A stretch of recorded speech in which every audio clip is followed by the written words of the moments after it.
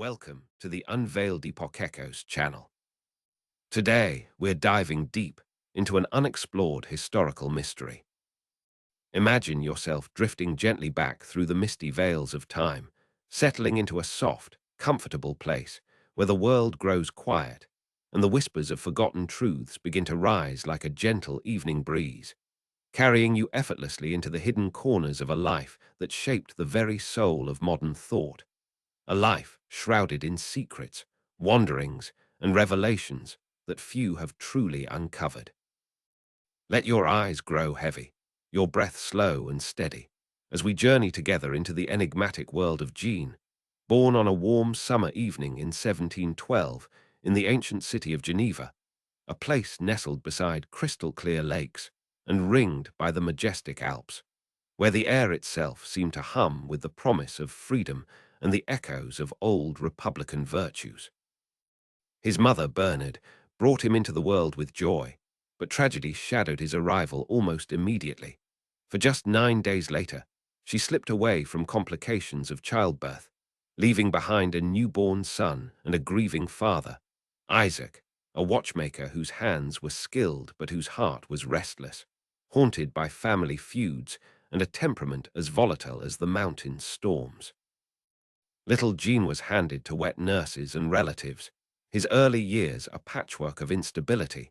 moved from home to home in the shadow of Geneva's strict Calvinist walls, where the teachings of predestination loomed large, and the idea of innate human goodness felt like a distant, forbidden dream waiting to be rediscovered. As you relax deeper now, feel the soft rhythm of these words washing over you like warm waves on a quiet shore. Picture young Jean, a sensitive boy with wide, curious eyes, devouring books in secret, Plutarch's tales of ancient heroes igniting a fire within him, while his father, fleeing creditors and quarrels, uprooted him once more, sending him at age 10 to live with a pastor uncle in the countryside village of, where for 2 idyllic years he roamed free through meadows and forests, tasting a kind of natural paradise that would later become the cornerstone of his philosophy, a hidden truth he carried like a buried treasure, that humans, left to nature's gentle embrace, are born pure and compassionate. But that paradise shattered when a cruel punishment for a minor mischief, an unjust spanking from a governess, planted the first seeds of resentment toward authority, a mystery of the soul that would twist and grow in the years to come. Returning to Geneva, adolescence brought apprenticeship under a harsh engraver, whose beatings drove the boy to despair, until one fateful Sunday in 1728, at 16, finding the city gates closed against him after a countryside walk, he chose exile over submission, wandering into the unknown, a decision that unveiled a life of perpetual motion, secrets, and self-discovery. Let your body sink into rest now, every muscle loosening as we follow this wandering soul across the Savoy roads, where he encountered a Catholic priest who led him to and the doorstep of a beautiful, enigmatic baroness 12 years his senior, recently converted to Catholicism and living under the protection of the Church, a woman whose warmth and intellect became his refuge. His, as he called her, in a blend of maternal and romantic devotion that veiled deeper mysteries of passion and dependence. She arranged his conversion to Catholicism, a hidden betrayal of his Protestant roots that haunted him,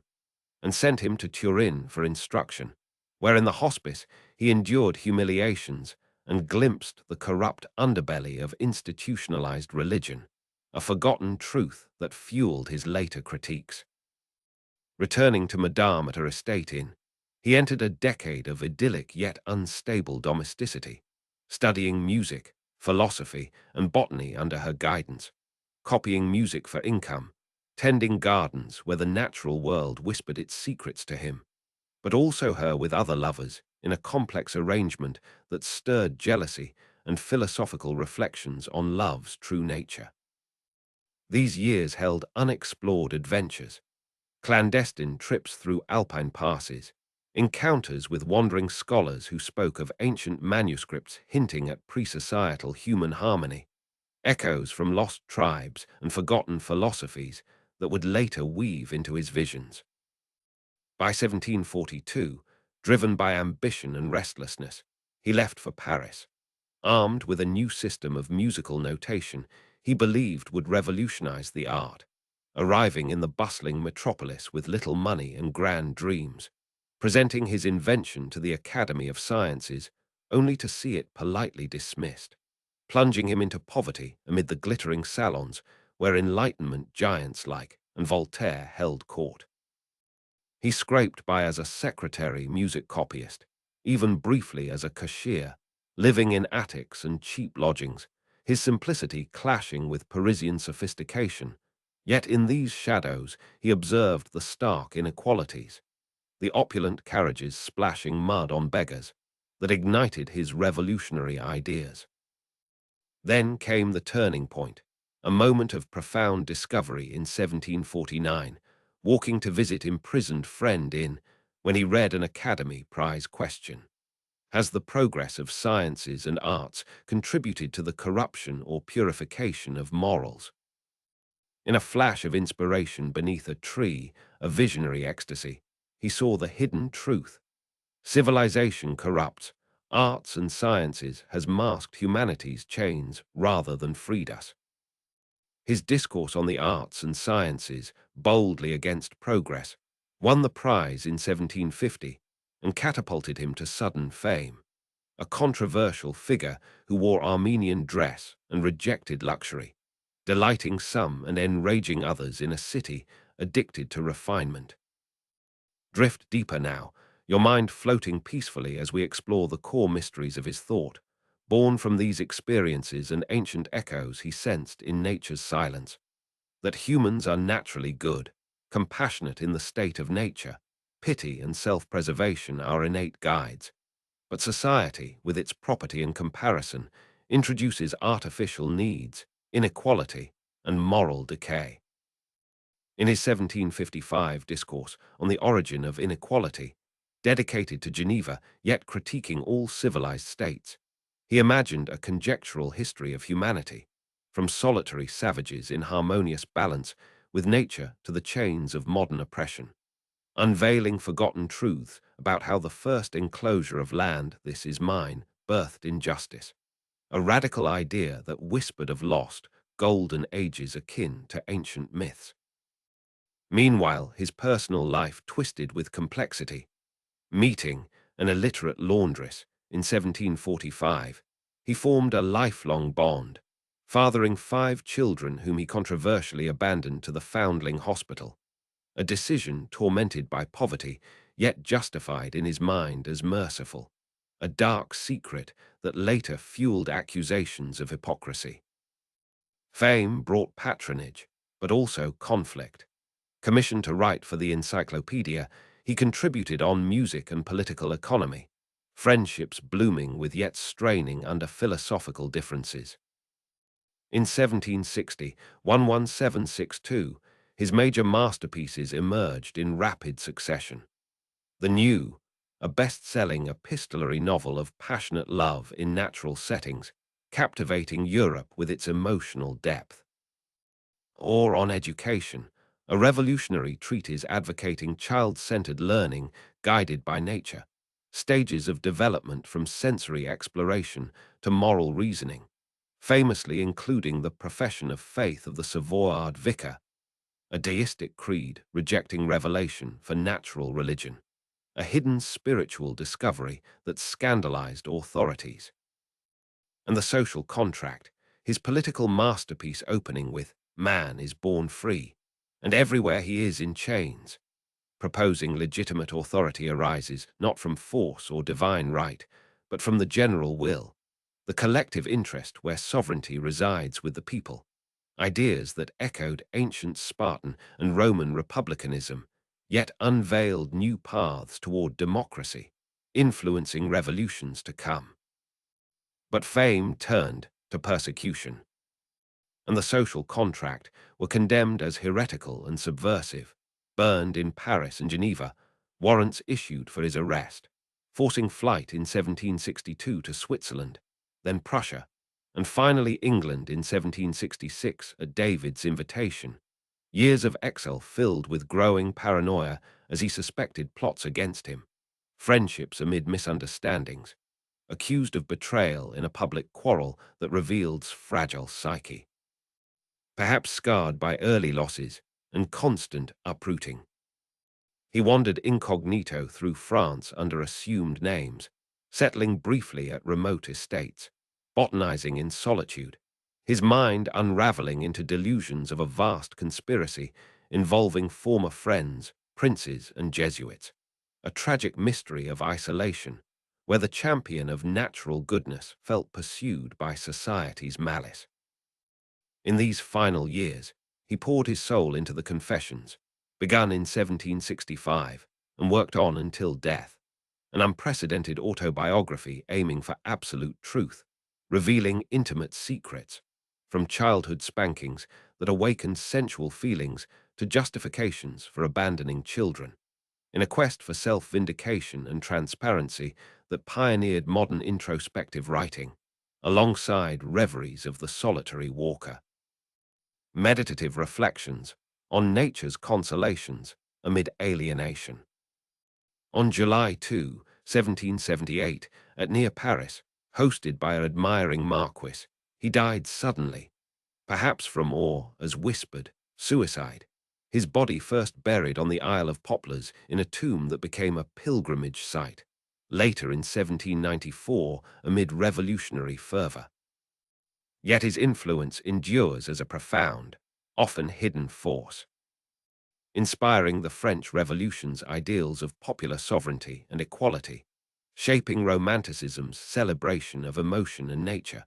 reforming education through child-centered approaches still echoed in progressive schools, and planting seeds in modern environmentalism, psychology, and democratic theory, reminding us of the eternal tension between natural freedom and societal bonds, a mystery that continues to unfold in our own time. And as the soft summer light faded over the tranquil park, and on that July day in 1778, Jean's restless spirit finally found peace, his body laid to rest on the serene Isle of Poplars amid weeping willows and gentle waters, a hidden sanctuary that seemed to echo the natural harmony he had chased throughout his turbulent life, a place where pilgrims would soon come in secret reverence, whispering of the forgotten truths he had unveiled about humanity's lost innocence. And those swirled like autumn leaves, of suicide, of poison, of a final act of defiance against an uncaring world, the truth remained shrouded, a mystery that added to the enigma of a man who lived as both prophet and outcast. But even in death, his voice refused to silence, for just 11 years later, in the electric air of 1789, as crowds gathered in Paris and the Bastille crumbled under the weight of popular fury, his words ignited like hidden sparks long buried in the dry tinder of oppression, the leaders of the French Revolution carrying copies of the social contract in their pockets, quoting the general will as they dismantled ancient privileges, himself dedicating speeches to memory, seeing in him the pure voice of the people's sovereignty, a radical vision where authority flowed not from kings or gods, but from the collective heart of citizens united, and in those fevered days, as liberty, equality, and fraternity echoed through the streets, as ideas wove through the declarations and constitutions, inspiring the abolition of feudalism and the dream of a society reborn closer to nature's equitable design, yet twisting in unexpected ways into the shadows of the terror, where the forceful pursuit of virtue raised questions about freedom's fragile boundaries, a hidden cost that some whispered himself might have foreseen in his warnings about society's corrupting chains. Drift deeper now into this unfolding legacy, feeling the calm rhythm of history's gentle current carrying you along, as remains were exhumed in 1794 amid revolutionary triumph and transferred with solemn ceremony to the Inn Paris, enshrined alongside Voltaire as a national hero, his tomb a beacon for those seeking the hidden roots of modern democracy, the marble sarcophagus depicting him rising with torch in hand, illuminating the path from darkness to egalitarian light. a forgotten ritual that marked how profoundly his thought had reshaped the world, influencing not only France, but echoing across the Atlantic to inspire the American founders in subtle ways, drawing from his notions of popular sovereignty even as he blended them with, planting seeds in declarations of independence and constitutions that prized the common good. Beyond politics, his spirit flowed into the romantic souls of the 19th century, poets and artists rediscovering the sacred in wild landscapes and raw emotion, wandering lonely as a cloud, storming against convention, Shelley dreaming of natural freedom, all tracing hidden lineages back to reveries by lake and mountain. His valuation of feeling over cold reason birthing a movement that celebrated the individual's inner world against the machine of progress. A quiet revolution in how we see ourselves and nature's whispering mysteries. And in education, his unveiled, child-centered paths still walk today, from Montessori's sensory explorations to progressive schools' innate curiosity rather than imposing rigid molds, a forgotten truth that children flourish when guided by nature's stages, not society's haste. Even in philosophy's deeper chambers, Kant paused his daily walk only to devour, reshaping ethics around autonomy that echoed free will, while later thinkers like conjured principles of justice behind veils of ignorance, subtly nodding to the general will's impartial pursuit of fairness. And in hidden corners of modern thought, his critiques of inequality resonate in debates on environment and society, reminding us that property's enclosures birth division, an ancient echo urging balance with the earth. And though controversies linger, his views on women confined to domestic spheres, his personal contradictions laid bare in confessions, recent voices reinterpret him through lenses of transparency and democracy's perils, how his warnings against factionalism and corruption speak to our polarized times, a timeless mystery inviting us to rediscover natural goodness amid artificial strife, his influence woven invisibly into the fabric of freedom, education, and the eternal quest for a just society, a legacy that breathes softly in every breath of democratic air we take, inviting you now to rest fully in its soothing embrace, knowing these unexplored echoes will linger in your dreams like stars in a clear night sky. And as the echoes of profound revelations continue to ripple through the centuries like gentle waves on a serene lake under moonlight, inviting you to sink even deeper into tranquil rest, let your thoughts drift lazily into the hidden pathways of his enduring shadow in our modern world, where philosophers and activists alike rediscover his warnings about inequality's corrosive roots, buried deep in the soil of property and power.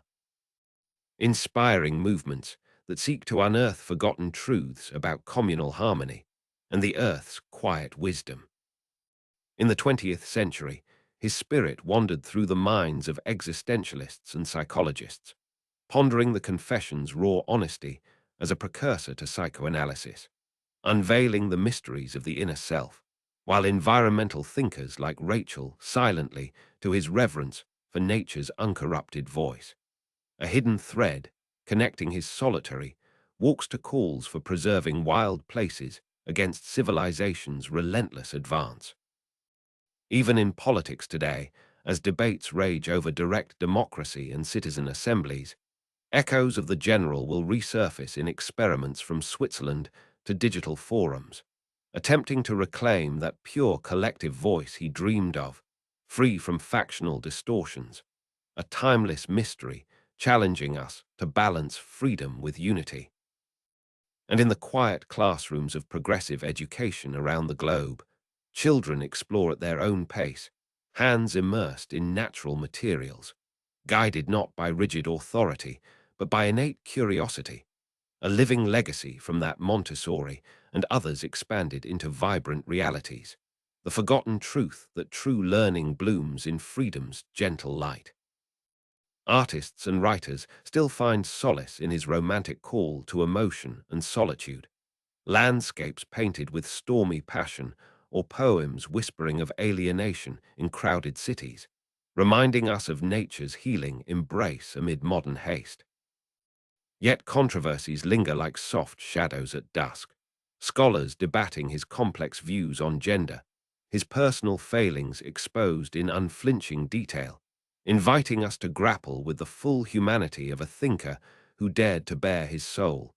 teaching that greatness and flaw coexist in the natural heart.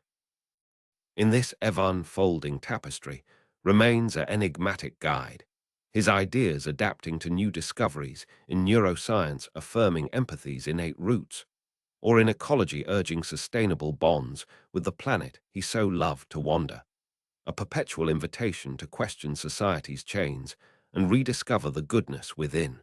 allowing you now to release fully into deepest peace, carried on these soothing whispers of history's hidden depths, where mysteries resolve into serene understanding and dreams await like open meadows under starlit skies. And as the gentle currents of thought continue to meander through the landscapes of contemporary minds, inviting you to relax ever more profoundly into this soothing exploration of hidden depths and rediscovered truths, consider how scholars in recent years, from the early 2020s onward, have unearthed fresh layers in his philosophy, particularly in the realms of democracy and environmental crises, where his warnings about society's corrupting influence resonate anew amid growing concerns over polarization and ecological fragility. For instance, political theorists like at Yale have revisited not as a precursor to revolutionary excesses, but as a champion of democracy and physical popular assemblies, emphasizing his ideas on popular sovereignty through citizens' initiatives and deliberative gatherings that echo in today's experiments with lottery-selected citizens' assemblies, addressing climate policy, fostering direct deliberation for the common good in ways that temper elite-driven debates and reclaim the general will from factional distortions. A subtle yet profound shift that unveils how, toward pure representation, offers tools for revitalizing trust in democratic processes amid rising disillusionment. Breathe slowly now, letting these ideas settle like soft mist over a tranquil valley, as we delve deeper into the environmental echoes of his work, where thinkers have illuminated its recursive vision of humans shaping and being shaped by their environs,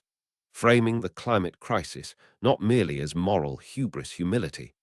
but as a political domain demanding tempered governance in harmony with natural constraints,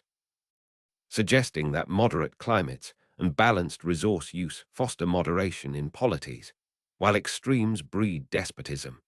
a forgotten truth that challenges unchecked growth and invites reflection on sustainable bonds with the earth, aligning his critiques of inequality's roots in property enclosures with modern calls for ecological justice and restraint against civilization's relentless advance. In the quiet chambers of neuroscience and psychology, too, his assertion of innate human goodness finds unexpected affirmation, with studies on empathy's early developmental trajectories revealing how infants distinguish prosocial from antisocial actions, supporting his notion of natural pity or compassion as a presocial faculty that precedes reason, an innate repugnance to suffering that governs our original harmony. Much like his equilibrium in the state of nature before a moor inflames vanity and division, a scientific whisper confirming that empathy's roots are biological and foundational, offering hidden validation for his romanticized view of uncorrupted humanity flourishing in natural freedom. Yet, even as these rediscoveries delight in prescience, contemporary lenses cast critical light on the shadows in his thought, particularly his views on gender that confined women to domestic spheres and complementary roles, subordinating their education to men's needs and reinforcing hierarchies that modern feminists rightly challenge as limiting agency and perpetuating inequality, with scholars debating whether these reflect deep-seated contradictions or contextual constraints, yet acknowledging how they clash with his egalitarian impulses elsewhere, prompting ongoing reinterpretations that grapple with his full complexity, flaws intertwined with insights, reminding us that greatness often harbors imperfections, much like society's chains obscure natural goodness, inviting a nuanced appreciation that enriches rather than diminishes his legacy. Through education's evolving paths, his child-centered reverence for natural development persists in progressive pedagogies worldwide, curiosity over rigid imposition, while in political theory, his general will inspires debates on direct versus representative forms, cautioning against populism's distortions, yet fueling aspirations for authentic collective voice in an era of digital forums and citizen deliberations. And so, these multifaceted threads weave ever deeper into our shared intellectual tapestry, a perpetual source of mystery and illumination, challenging us to balance freedom with equality, nature with society, self with community, in pursuit of that elusive harmony he so passionately envisioned, allowing you now to drift fully into serene repose,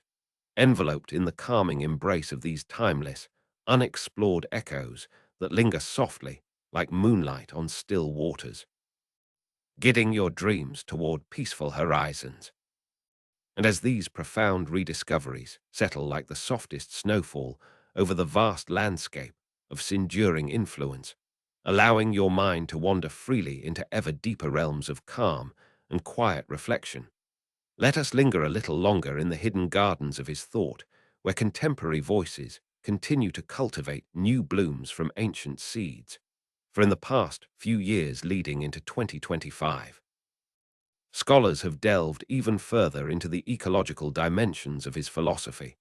how his vision of a balanced relationship between humanity and nature offers unexpected guidance amid the accelerating climate emergency, with thinkers like D. emphasizing call for moderation in desires and governance as a remedy against the excesses that fuel environmental degradation, suggesting that true freedom lies not in boundless expansion, but in harmonious alignment with the Earth's finite rhythms, a forgotten wisdom that whispers of small, self-sufficient republics living lightly upon the land, ideas that resonate powerfully in movements advocating degrowth, local resilience, and rewilding initiatives across continents, inviting societies to rediscover the natural pity that binds us to all living things before civilization's artificial needs severed those sacred ties. Breathe deeply now, feeling the gentle rise and fall of your chest mirroring the slow cadence of these revelations,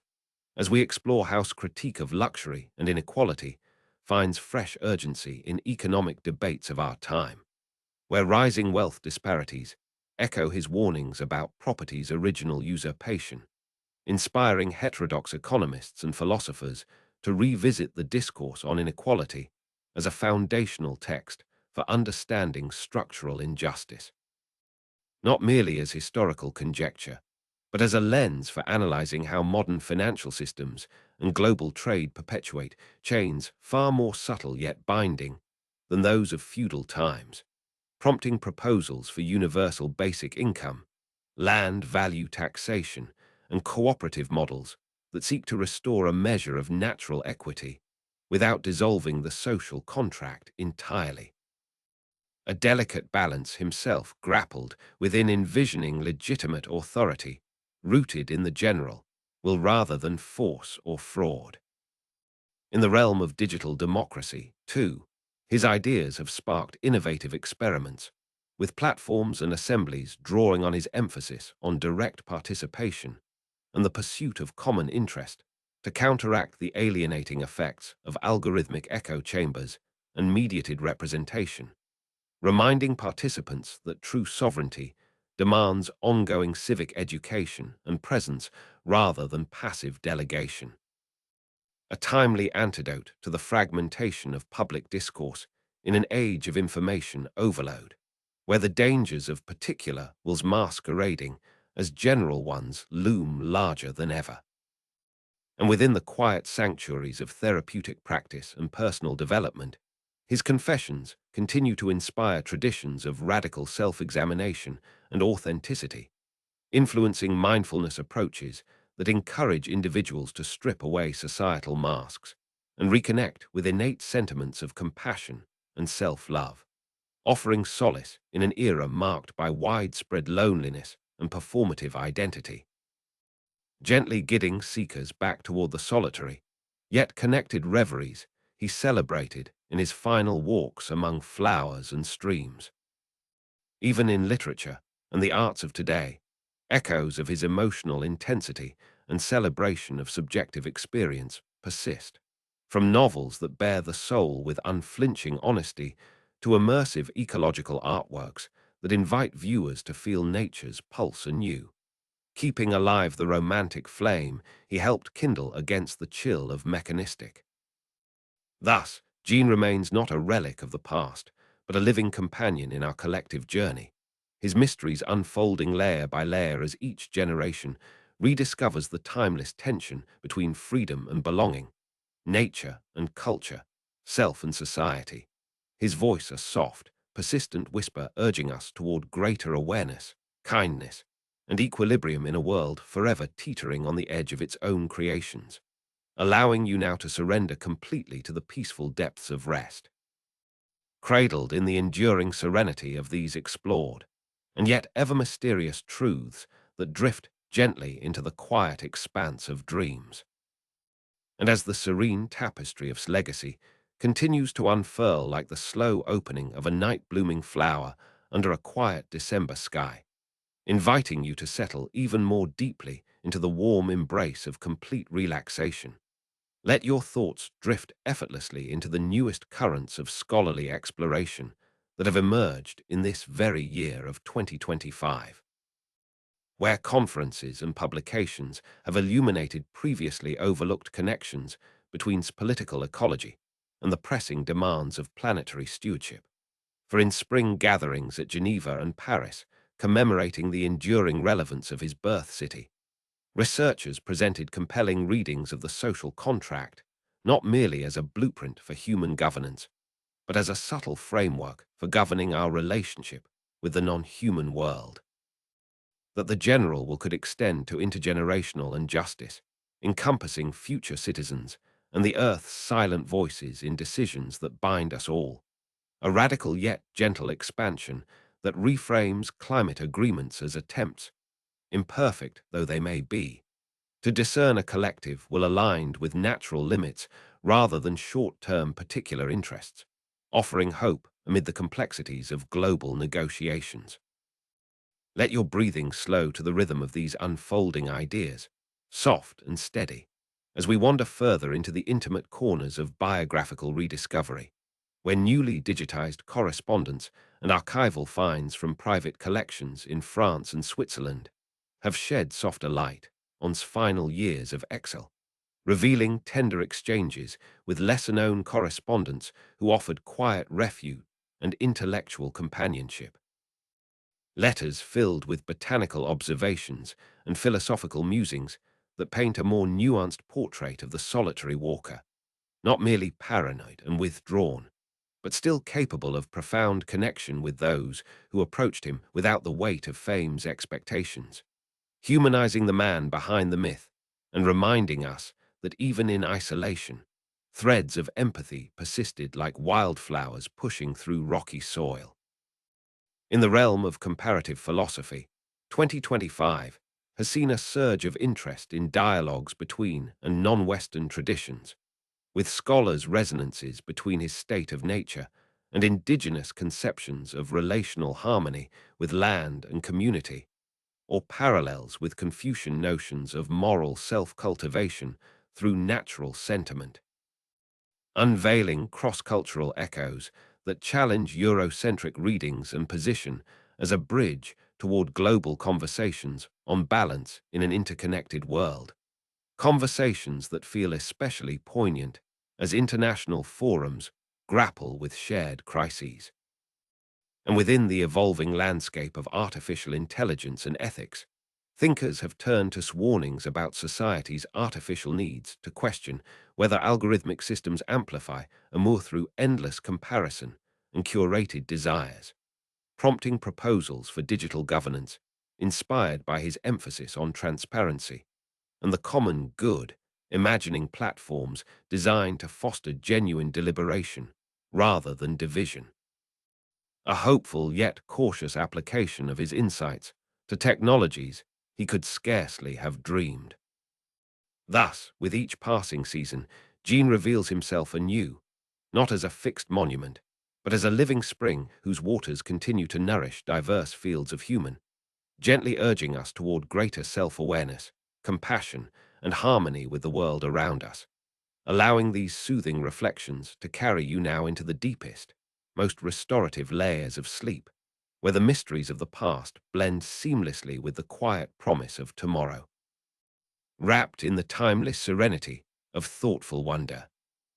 And as the winter solstice of this very day, December 21, 2025, casts its quiet, reflective light across the world, inviting you to sink even further into the deepest layers of tranquil repose,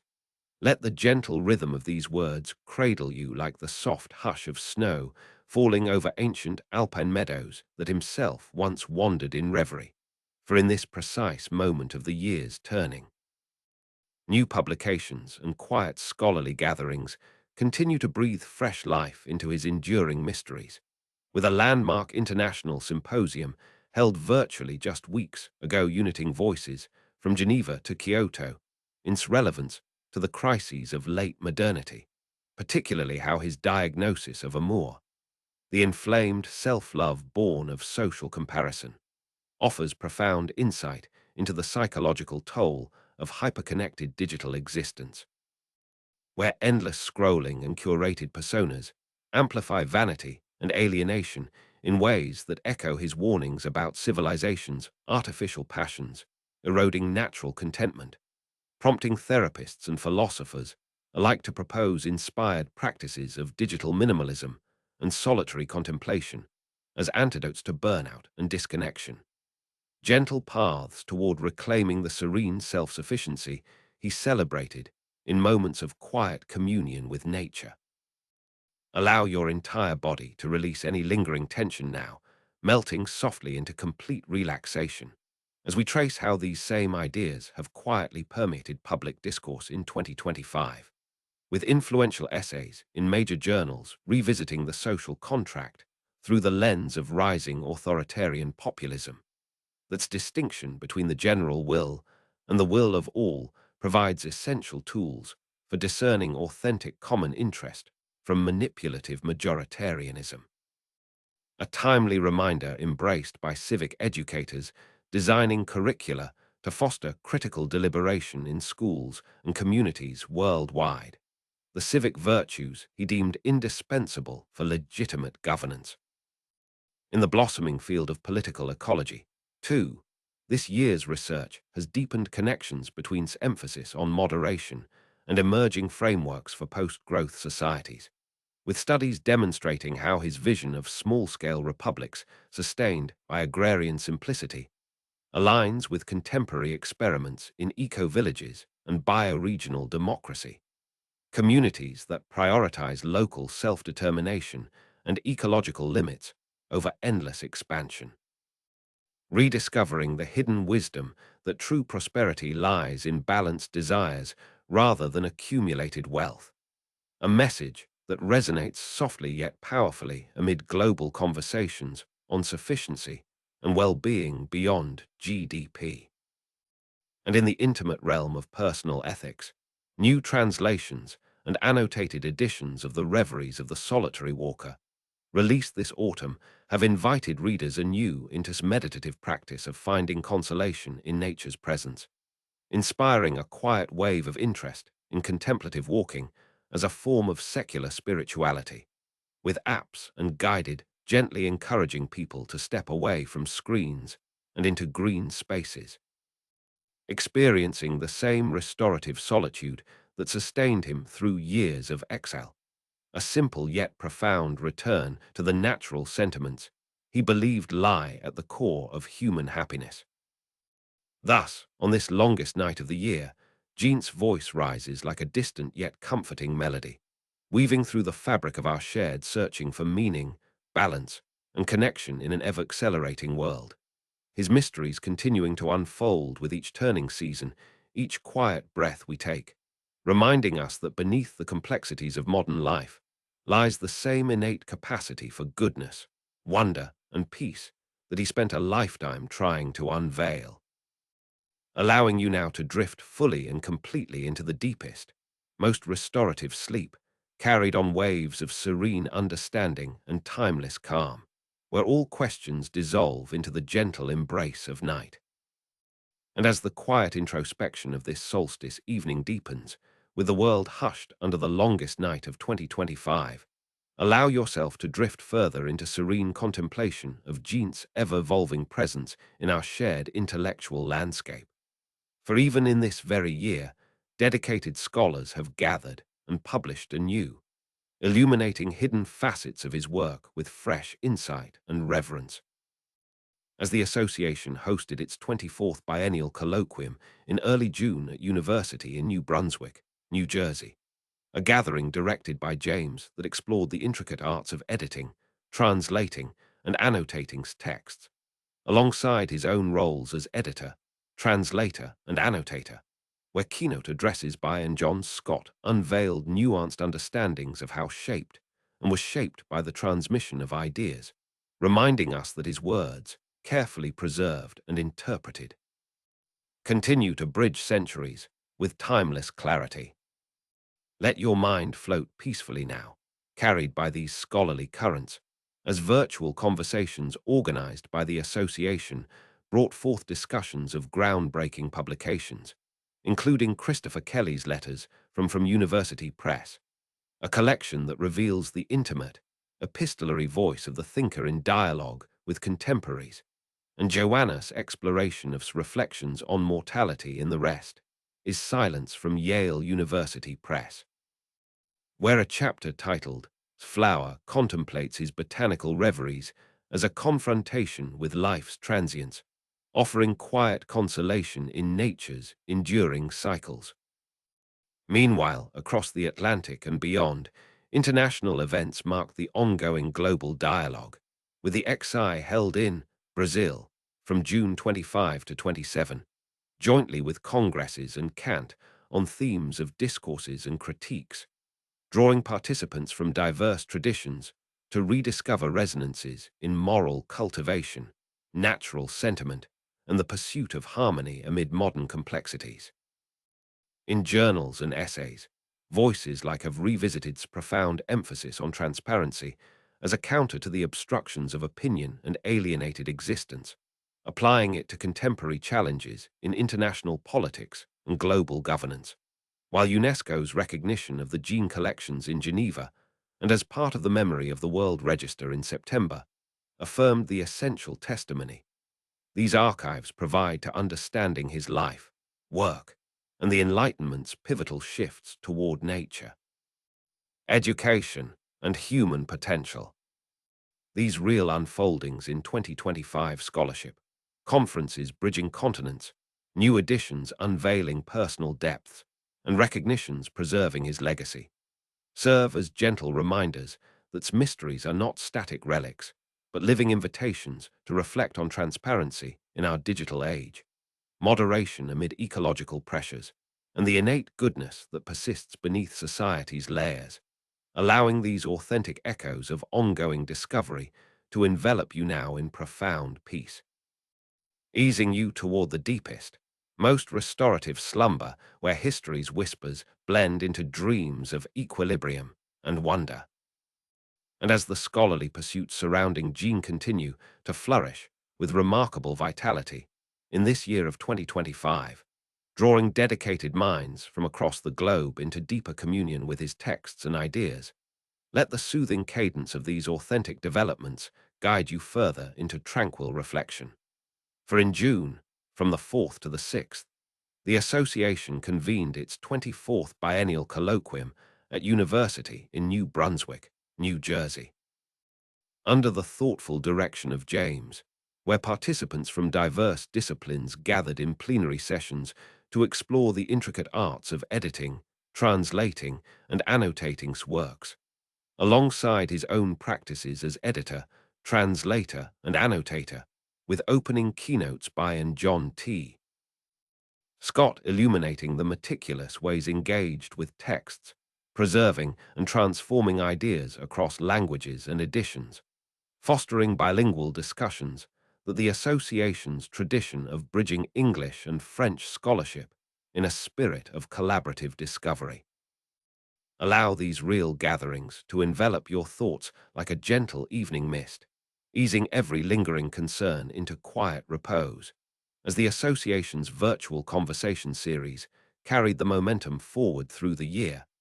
hosting online dialogues on fresh publications, including an October session where Christopher Kelly presented his newly released letters from University Press, engaging in rich conversation with about the epistolary depths of correspondence, revealing intimate facets of his exchanges with contemporaries that shed new light on his evolving thought and personal world. Meanwhile, in September, UNESCO inscribed the gene collections from Geneva and into the memory of the World Register, recognizing these invaluable archives as essential testimony to the philosopher's life.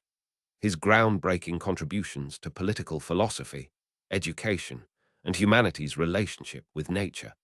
their preservation for future generations, and affirming's enduring role in shaping Enlightenment perspectives that continue to inform debates on freedom, equality, and ecological harmony. Across oceans, events like the XI in Brazil further expanded the global dialogue, with Kant on themes of discourse and critique, while Museum in offered immersive encounters with his former home, from exhibitions on 18th-century fashion to garden visits echoing his botanical passions, keeping his presence alive in tangible, contemplative spaces.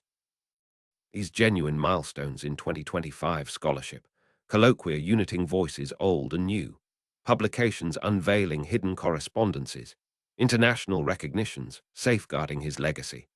whisper softly of undiminished capacity to inspire thoughtful inquiry into human nature, society, and the pursuit of authentic living,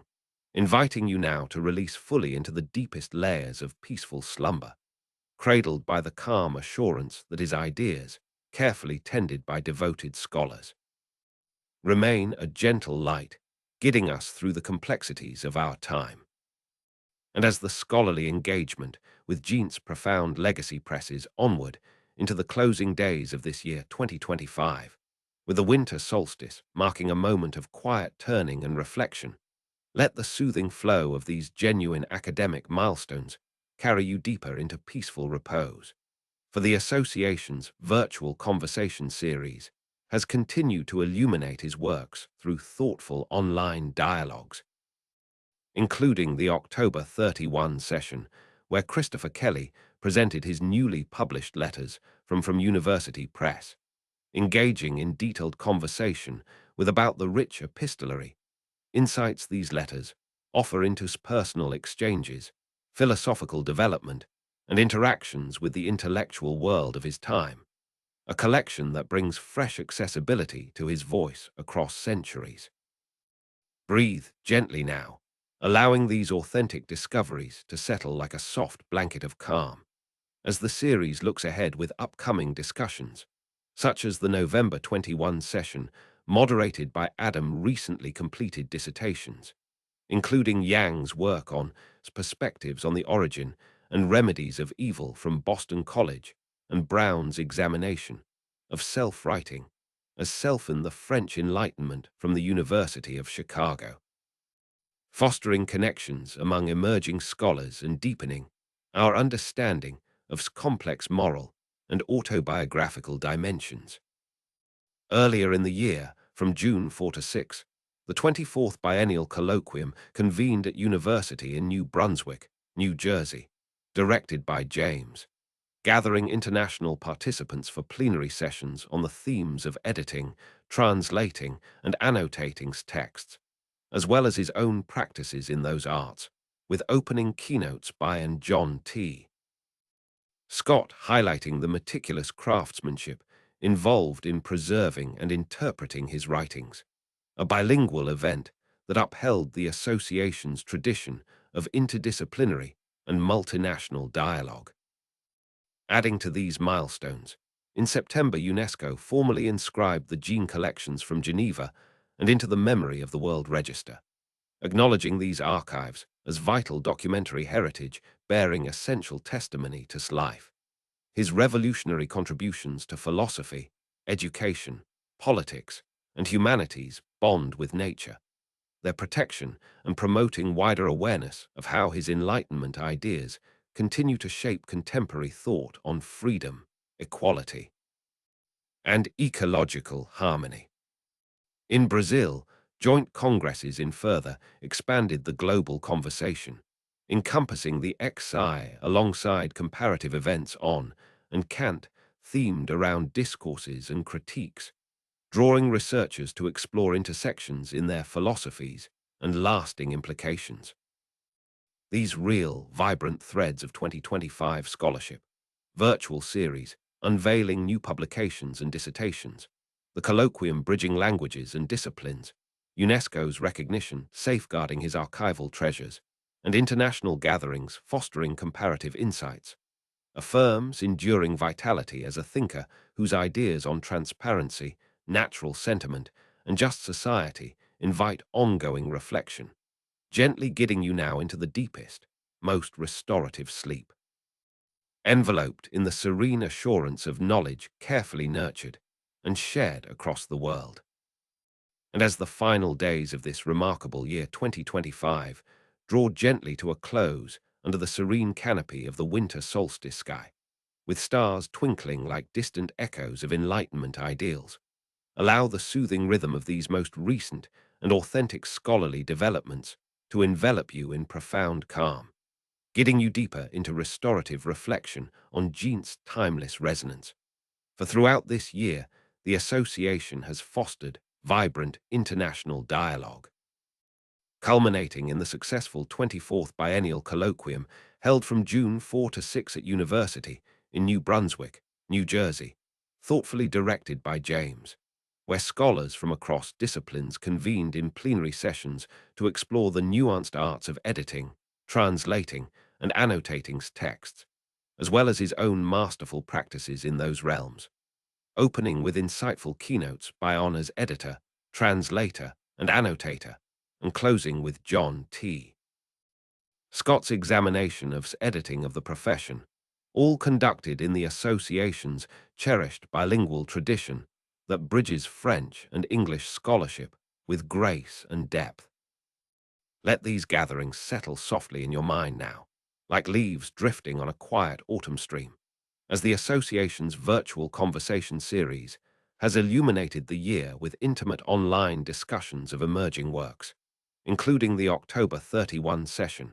where Christopher Kelly presented his significant new volume letters from University Press,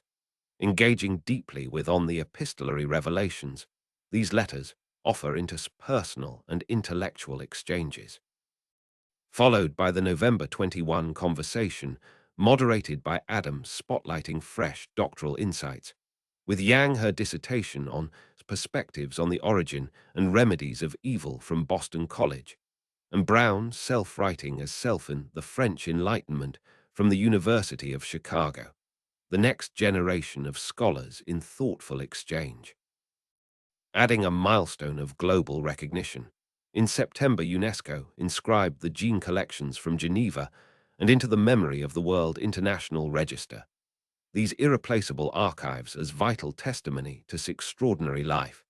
his transformative contributions to philosophy, education, politics, and humanities, profound connection with nature, their safeguarding and broader accessibility for generations to come. A fitting tribute that underscores how his Enlightenment visions continue to illuminate paths toward freedom, equality, and harmonious living. Looking ahead even as the year wanes, anticipation builds for further enrichments, with planned virtual sessions into 2026 discussing works like Joanna's chapter on flower in her forthcoming book, The Rest is Silence, from Yale University Press. Enlightenment philosophers facing death through botanical meditations, while international events such as the XI jointly held in Brazil from June 25 to 27. Alongside comparative congresses on and Kant themed around discourses and critiques, have expanded horizons by drawing diverse researchers to probe intersections in moral philosophy, natural sentiment, and critical thought. These living threads of 2025 scholarship, the colloquium's plenary depths, the virtual series unveiling new letters and dissertations, UNESCO's enduring preservation, and global comparative dialogues, affirms undying capacity to provoke gentle yet profound inquiry into transparency, innate goodness, and societal harmony, inviting you now to surrender completely to the deepest, most sleep, cradled in the peaceful knowledge that is ideas so carefully explored and preserved. Remain a soft, gidding light through the quiet mysteries of human experience. And as the scholarly world continues its devoted exploration of Jean's profound contributions in this vibrant year of 2025, with the winter solstice gently illuminating paths of reflection and discovery, allow the calming rhythm of these latest authentic developments to guide you deeper into serene repose. For the Association's virtual conversation series has enriched the autumn months with illuminating discussions, including the October 31 session, where Christopher Kelly presented his newly published letters from University Press, delving into thoughtful dialogue with on the revealing epistolary exchanges that offer fresh glimpses into personal relationships, intellectual evolution, and candid interactions with the luminaries and critics of his era, a volume that makes these intimate voices more accessible than ever to contemporary readers. Let these scholarly exchanges wash over you now like a soft, soothing tide, easing your thoughts into complete, as the series continued with the November 21 conversation moderated by Adam, spotlighting emerging doctoral research, with Yang discussing her dissertation on the origin and remedies of evil completed at Boston College. Nuanced perspectives on moral theology and human perfectibility, alongside Brown presenting self-writing as self. The literary role of judicial proof in the French Enlightenment from the University of Chicago, examining how autobiographical writing served as a form of vindication amid controversy, fostering inspiring connections among the next wave of scholars. Earlier in the summer, from June 4 to 6, the 24th Biennial Colloquium unfolded successfully at University in New Brunswick, New Jersey, directed by James,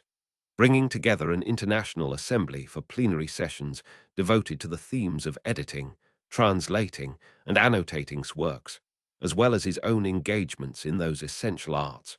An opening keynote by honors editor, translator, and annotator, and a closing address by John T. Scott on's editing of the profession, all in the association's cherished bilingual format that both French and English traditions of scholarship. Adding a momentous milestone of international preservation, in September UNESCO inscribed the gene collections from Geneva and into the memory of the World International Register, celebrating these extraordinary archives as indispensable testimony to life. His revolutionary insights into politics, education, philosophy, and humanity's intimate bond with nature, safeguarding them as shared global heritage and highlighting their ongoing influence on ideas of freedom, equality, and ecological awareness. Looking ahead with quiet anticipation, the Association series prepares for further conversations into 2026, including a February 6 session where Joanna will explore flower from her forthcoming book, The Rest is Silence. Enlightenment philosophers facing death from Yale University Press, contemplating his botanical meditations as profound encounters with mortality and consolation. These genuine highlights of 2025, the virtual unveilings of new letters and dissertations, the colloquium's deep plenary engagements, UNESCO's protective recognition of his archival treasures, and preparations for continued dialogues, underscores enduring power to inspire careful, compassionate inquiry into the human condition, transparency in expression, and harmony with the natural world, inviting you now to drift fully into the deepest, most layers of peaceful sleep. Enveloped in the gentle assurance that his legacy, so attentively nurtured by scholars worldwide, continues to offer soft illumination through the quiet depths of thoughtful understanding. And as the scholarly devotion to Jean's extraordinary legacy continues to thrive with unwavering dedication throughout this enriching year of 2025, let the gentle cadence of these most current and milestones in studies envelop you in soothing waves of intellectual serenity, guiding you ever deeper into tranquil contemplation. For the association has marked the year with significant gatherings and publications, beginning with the highly successful 24th Biennial Colloquium held from June 4 to 6 at University in New Brunswick, New Jersey, under the expert direction of James, where an international cohort of scholars assembled for plenary sessions the intricate themes of editing, translating, and annotating works, as well as his own profound engagements as editor, translator, and annotator, an illuminating opening keynote by titled, and a closing address by John T. Scott on's editing of the profession, all presented in the association's cherished bilingual tradition that beautifully bridges French and English scholarly perspectives. Allow these accomplished events to drift softly through your mind now, like whispers of autumn wind through ancient libraries, as the virtual conversation series has further illuminated the year with engaging online discussions, including the October 31 session, where Christopher Kelly presented his important new publication letters from University Press, entering into thoughtful dialogue with about the epistolary treasures these letters reveal, offering intimate windows into correspondences, personal reflections, and intellectual exchanges with figures of his time, a work that enhances accessibility to his multifaceted voice. In a momentous act of global preservation, UNESCO inscribed the Jean collections from Geneva and into the memory of the World International Register earlier this year. These unparalleled archives as crucial documentary heritage bearing essential testimony to his life, his revolutionary advancements in political philosophy, education, natural reverence, and Enlightenment thought, their enduring protection and heightened visibility as part of humanity's shared cultural legacy. Looking forward with quiet anticipation, even as the year gracefully concludes, the virtual conversation series prepares for its next gathering on February 6, 2026, where Joanna will discuss Flower, from her forthcoming book The Rest is Silence, Enlightenment Philosophers Facing Death from Yale University Press, in conversation with Botanical Meditations as poignant reflections on mortality and solace in nature's eternal rhythms. These authentic and vibrant accomplishments of 2025, the colloquium's deep bilingual explorations, the virtual unveiling of new epistolary insights, UNESCO's prestigious inscription safeguarding his archival riches, and the ongoing series Fresh Interpretations, reaffirms timeless ability to inspire meticulous, heartfelt scholarship into human goodness, societal bonds, transparency of expression, and communion with the natural world. Inviting you now to release entirely into the profoundest depths of restorative sleep, cradled by the calm knowledge that his profound ideas, so diligently preserved and examined by scholars across the globe, continue to shine as a gentle beacon, illuminating the serene pathways of thoughtful human understanding. And as the scholarly community devoted to Jean reflects on a truly momentous year in 2025, with the winter solstice marking a serene pause amid ongoing discoveries and dialogues, allow the gentle rhythm of these most recent authentic accomplishments to guide you deeper into peaceful contemplation. for the Association's landmark 24th Biennial Colloquium, held from June 4 to 6 at University in New Brunswick, New Jersey, under the dedicated direction of James. Brought together an international assembly of scholars in plenary sessions focused on the vital themes of editing, translating, and annotating works, as well as his own profound practices in those essential arts, opening with his insightful keynote, and enriched throughout by the Association's bilingual tradition that gracefully unites French and English perspectives in shared intellectual pursuit. Let these vibrant gatherings linger softly in your awareness now, like the quiet glow of candlelight in a scholarly library, as the virtual conversation series has continued to foster intimate online exchanges, including the engaging October 31 session, where Christopher Kelly presented his significant new publication letters from University Press, in thoughtful conversation with the epistolary treasures that illuminates personal correspondences, philosophical insights, and connections with contemporaries, followed by the November 21 discussion moderated by Adam highlighting fresh doctoral contributions, with Yang her dissertation on the origin and remedies of evil from Boston College and Brown presenting Self-Writing as Self, the literary role of judicial proof in the French Enlightenment from the University of Chicago, emerging voices in studies with care and enthusiasm. In another highlight of global recognition, UNESCO inscribed the gene collections from Geneva and into the memory of the World International Register,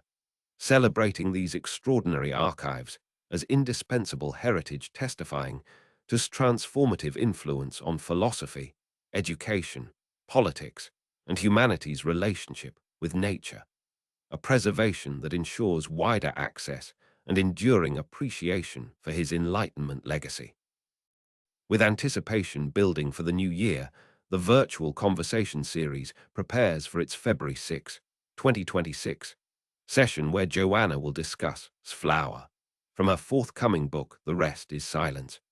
Enlightenment Philosophers Facing Death from Yale University Press, in conversation with, delving into his botanical meditations as poignant reflections on mortality and natural consolation. These genuine milestones of 2025, the colloquium's plenary depths and bilingual harmony, the virtual series unveiling new letters, dissertations, and forthcoming explorations, and UNESCO's protective inscription of his archival treasures,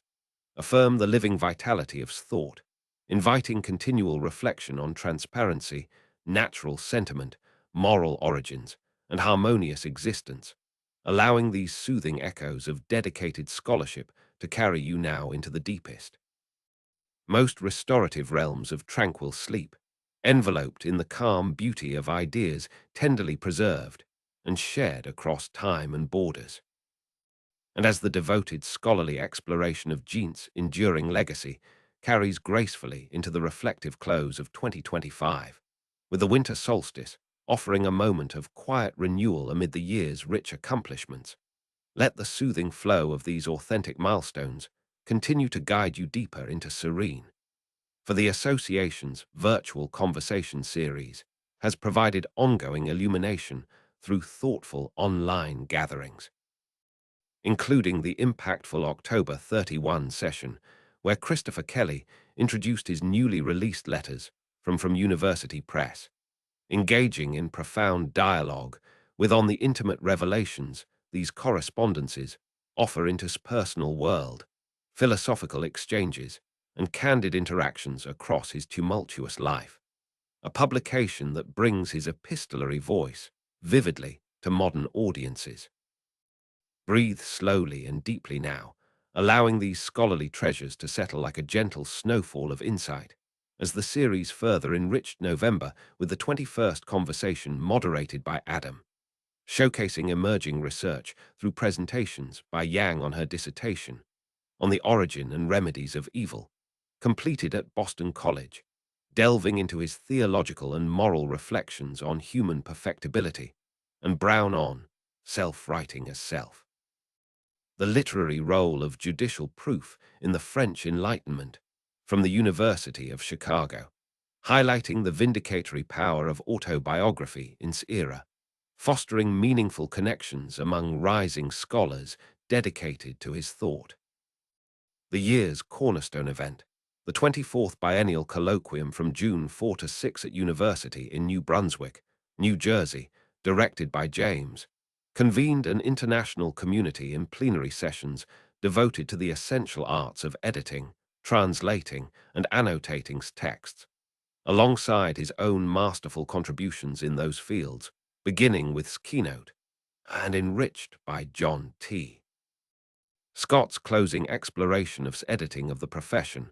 all woven together in the association's cherished bilingual tradition, uniting French and English scholarship in harmonious depth. In a landmark act of preservation, UNESCO's inscription of the gene collections from Geneva and into the memory of the World International Register stood as a crowning recognition, affirming these invaluable archives as profound testimony to life. His revolutionary advancements in political theory, educational philosophy, natural reverence, and Enlightenment humanism, safeguarding them as shared global heritage for continued study and inspiration. As the year transitions softly toward new horizons, anticipation grows for the virtual conversation series February 6, 2026, session Joanna discussing Flower, from her forthcoming book The Rest is Silence. Enlightenment philosophers facing death from Yale University Press, in conversation with Contemplating Botanical Reveries as Meditations on Mortality and Enduring Solace in Nature. These heartfelt achievements of 2025, the colloquium's bilingual plenary richness, the virtual series Unveilings of Letters, Dissertations, and forthcoming botanical reflections, and UNESCO's enduring protection of his archival legacy, celebrate its perpetual invitation to explore transparency, innate compassion, moral origins, and harmonious bonds with the world, allowing these gentle echoes of devoted scholarship to cradle you now in the deepest, most restorative embrace of peaceful sleep, where thoughtful discovery dissolves into serene dreams of timeless understanding. Stay tuned for more untold stories in our next video. Subscribe to the channel and hit the bell icon so you don't miss any new stories. Thank you